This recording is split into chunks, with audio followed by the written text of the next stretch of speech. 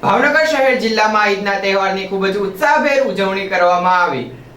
મુસ્લિમ બિરાદરોનો ઇસ્લામી calendar મુજબ જિલહજનો મહિનો ઘણો જ બરકતવાળો અને પવિત્ર મહિનો છે। આ માસના ઇસ્લામી 10મા ચાંદના રોજ ઈદ દુહાનો તહેવાર ઉજવવામાં આવે છે।